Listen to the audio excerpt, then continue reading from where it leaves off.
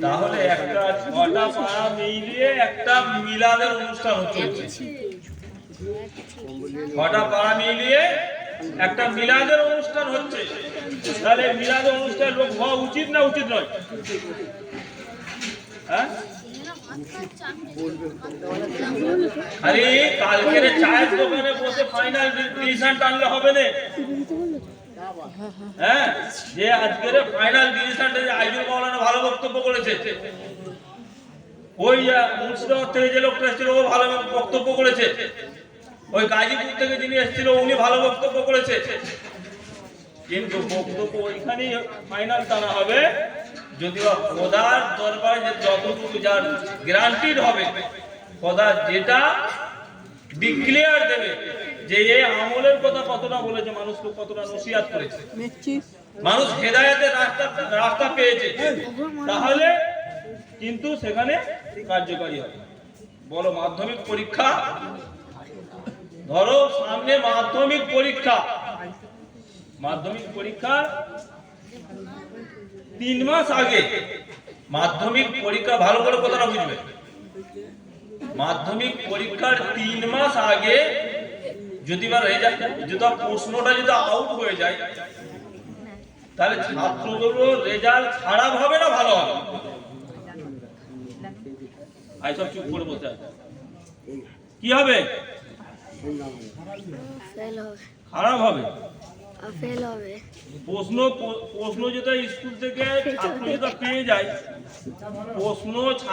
প্রশ্নগুলো যেটা স্কুলের প্রশ্নগুলো যেটা ছাত্র হাতে যেটা এসে যায় 3 মাস আগে, তাহলে সেই সন্তানগুলোর রেজাল্ট ভালো হবে না খারাপ হবে?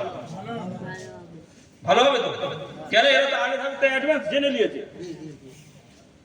তাহলে আল্লাহ রাসূল সাল্লাল্লাহু তাআলা আলাইহি সাল্লাম আজ থেকে 1400 বছর আগে 3টে প্রশ্নের উত্তর বলে দিয়েছে।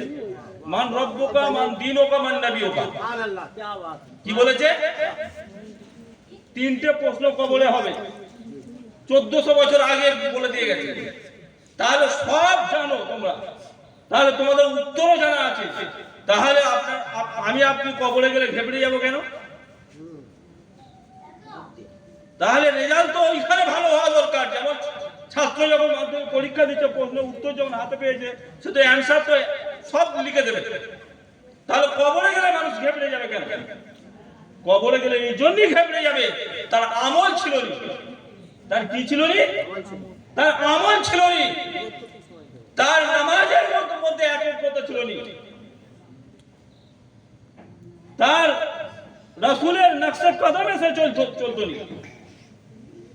কেন? তুমি যতই প্রিপারেশন নাও না কেন, যদি বা তোমার যেটা প্র্যাকটিস যেটা থাকে, তাহলে পরীক্ষার হলে তোমার কিন্তু লিখতে অসুবিধা হবে না। পরীক্ষার হলে লিখতে অসুবিধা হবে না। তুমি যেটা নবীকে নবী যেটা প্রত্যেক দিন যেটা বলো, তাহলে কবরে তো তোমার মুখ থেকে নবী উচ্চারণ অবশ্যই হবে। তুমি যেটা খোদার ডাকে যেটা সাড়া দাও, তো খোদা অবশ্যই তোমার ওই সময় ইয়াদ এসে যাবে। কিন্তু আমরা কি করছি? আমরা নিজেরাই নামাজ পড়িনি, নিজেরাই কোনো কিছু করিনি, নিজেদের সন্তানদেরকে লক্ষ্য রাখিনি। তাহলে কি হবে? আমাদের উন্নতি, জীবনটা কোথায় যায়? দুটো জিনিস তৈরি করছে, একটা জান্নাত আর একটা জাহান্নাম। তোমাকে দিয়েই ফায়সালা টানবে, তোমাকে দিয়েই ফারিস্তারা ফায়সালা টানাবে। তুমি ভেবো না যে আল্লাহ ফায়সালা টেনে দেবে। কবরেতে একটা রুমান ফারিস্তা আসবে। কি বললাম? কি? রুমান ফারিস্তা। শেষে কি বলবে? যে তোর জিভে যে থুতু আছে, ওই থুতুটা দিয়ে কালি করে তোর কাপড়ের কালি দিয়ে লেখ, হাতটাকে কলম কর। তর্জন গর্জন দেখে বলছে যে ভালো কি কাজ করেছিস দুনিয়াতে লেখ। তখন বলবে যে আমি প্রত্যেক জুমায় নামাজ পড়তে, একদিন যাকাত হয় সব কিছু দিয়েছি, সব শরীয়তের আইন পালন করেছি। বলছে একটাও ঝুট লিখবি নি, যা করেছিস সেটা লিখবি। আর ঝুট লিখলেও কিন্তু ক্যামেরা কিন্তু আমার কাছে নথি আছে, দুটো ফেরেশতা নিযুক্ত করে রেখেছে কেরামিন কাতিবিন, সব দপ্তর আমাদের কাছে মজুদ আছে। কিন্তু তোকে যেই ফয়সালাটা না, তুই আগে ফয়সালাটা কর, আগে ভালোগুলো লেখ, চচ্চর করে বান্দা একদম ভালো কাজগুলো লিখে দেবে। তখন বলবে যে খারাপ কাজ লেখ, তখন মুখ শিখতে হবে, না আমি এইসব কাজ করিনি, এসব লিখতে পারবো না। তর্জন গর্জন দেখে লেখা লিখতে বাধ্য হতে হবে যে আমি অমুকের কোথায় ওই চায়ের দোকানে বলেছি, এরকম গীবত করেছি, এরকম মানুষের ক্ষতি করেছি, এরকম মানুষের দোকানে বাকি খেয়েছি, পয়সা দিইনি, ঘর বাঁধতে যে দেনা করেছি, বিল্ডারসে এত টাকা দেনা রেখেছি, সব চচ্চর করে লিখবে।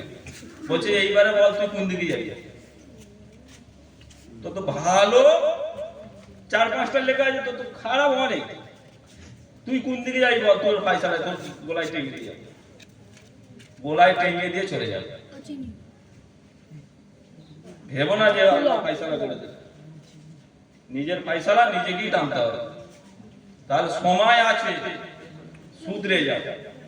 মনে মনে ভাবছে মৌলানা সাহেব 5,000 টাকা দিয়ে রেখেছি, ওর কথা শুনতে হবে, পূজা বলবে তাই শুনবে? নিজের সর্বনাশ নিজেই ডেকে এনেছো তোমরা। ইমাম সাহেব বসে আছে, জোর গলায় মাইকে বলছি, নিজের সর্বনাশ তোমরা নিজেরাই ডেকে এনেছো, না ইমামদের কথা না শুনে। আজ থেকে 6 মাস আগে বলেছিলাম যে একটা ফর্ম এসছে, সেই ফর্মটা ফিল আপ করো। তখন কমিটি চুপ করেছিল, মানুষ এখানে জ্ঞানী গুণী শিক্ষিত সব মানুষ আছে, মৌজুদ আছে। আজকের বাদ দিবি তো দিয়ে দে, মসজিদের ভরসা করে আইজুল চলে না, হক কথা বলতে হবে।